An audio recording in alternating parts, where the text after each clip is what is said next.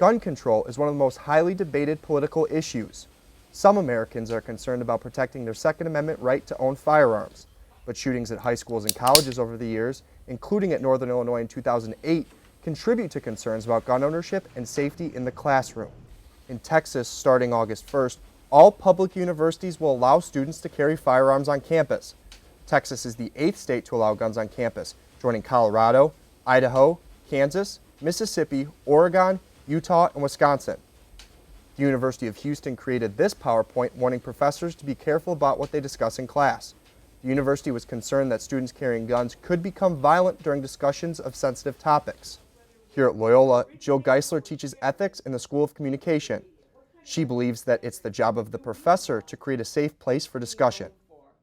I don't think there's anything wrong with being careful discussing sensitive topics, but I think the most important thing is to establish a strong set of values and how you're going to communicate with each other in that room. Professor Geisler works with her students to create guidelines on how to respectfully interact in class. She believes that her students are less confrontational when they have these guidelines. Whether or not they're carrying a gun or whether or not they're carrying a comb, they can disagree and no one will be harmed as a result. Even if Illinois passes campus carry legislation, Loyola might not be affected. Private universities ultimately have the decision whether or not to allow students to carry guns on campus. Even though Loyola does not allow guns on its campus, some students are uncomfortable with the idea of their peers bringing guns to class.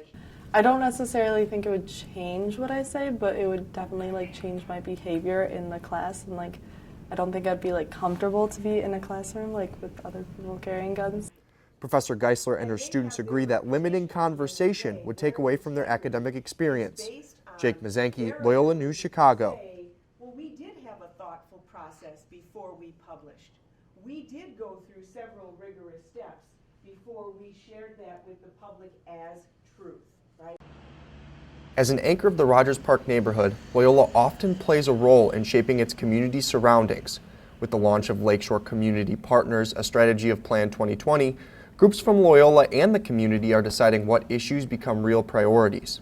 Jennifer Clark is Loyola's Vice President of Campus and Community Planning. She says the best plans begin by looking right out your front door. But if we're not really taking care of our own backyard, it doesn't make sense for me sitting here at Loyola to be going out into other places and talking about transforming those worlds.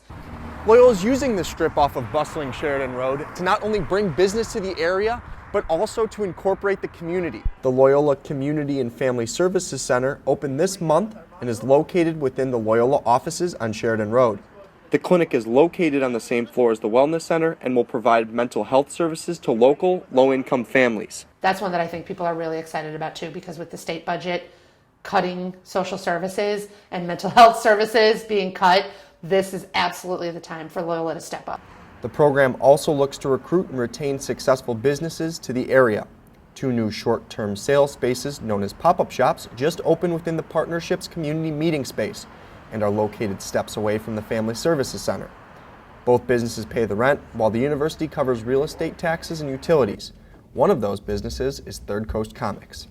It's Loyola reaching out and saying to the community, hey guys, let's do something different here, and then saying to the business community, hey, you guys, would you like to be a part of this? We don't want to see a great retail corridor stagnate. What can we do here, The project's already changing the face of the neighborhood. Members of the community can see the ideas of Loyola Lakeshore Community Partners coming to life. These partners see it as the start to achieving the bigger goals of Loyola's Plan 2020. Jake Mazanke, Loyola News, Chicago.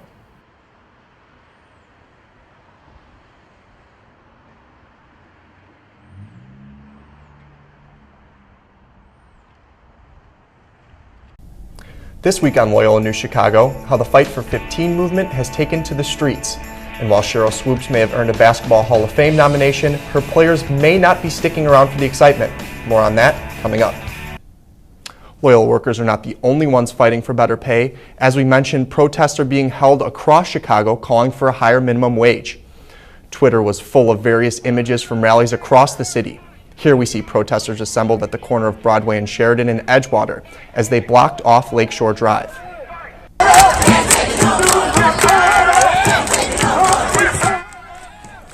More protesters congregated as the day went on. Other rallies are being held at various locations around the city, including plans for a rush hour show of force on Michigan Avenue. In response to a student who was shot and injured near campus in January, Loyola is releasing an app for 8Ride. It will allow users to request a ride and view an estimated pickup time. Aaron Kelly has more on student reaction to the app. Whether to go smoke-free on campus could be a controversial move. Marissa Devine talked to students on the Water Tower campus about their reaction to the initiative. Swoops was recently elected into the Naismith Memorial Basketball Hall of Fame. That being said, we'll keep an eye on this story for any updates. It was a very busy week in sports. Some seasons came to an end and others are just getting started. Taylor Utzig is here to tell us all about it. Thanks, Jake. Thank you. Back out to Matt Bonahan, who hits the three. He had 16 on the night. UNI extends the lead. Loyola looking for a little momentum here. Earl Peterson with the steal, run down the court, and the easy lay-in. He cut the deficit to 1. Now, time ticking down at the end of the first half. Loyola down 3. This is Peterson again, hand in his face, doesn't matter. That ties the game at 29 all. Ramblers going into half with some momentum. Men's basketball is not the only team to play a national powerhouse this week. The men's volleyball team traveled to Lewis University on Wednesday to take on the 14th ranked Flyers. The game was a rematch from last year's championship game, and again, the Ramblers came out victorious. Loyola won in a hard-fought 5-set match. Ricky Jevis led the Ramblers with a career-high 24 kills. Chicagoans are used to wild weather, but this week's weather caught the whole city off guard. This Facebook post perfectly highlights how people felt. Sunday boasted a high of 64 degrees, but the sunshine didn't stay very long. By Tuesday, it was snowing sideways. While there's plenty of white stuff here, a lack of snow in Alaska means they've had to bring in 7 train cars worth of snow for the Iditarod sled race. This is the 3rd straight year that Alaska has to bring in snow for their most famous race. All this talk of snow got inventors thinking, and what one person came up with looks like it came from a galaxy far, far away. This YouTube user turned his drone into a snow-sweeping machine that looks a lot like the Millennium Falcon. He decided to use the drone because he said that using the Force was just too hard. I mean, it's funny, but I definitely wouldn't want a meme created about me. We'll be back next week with another edition of Loyola News Chicago. Have a great day.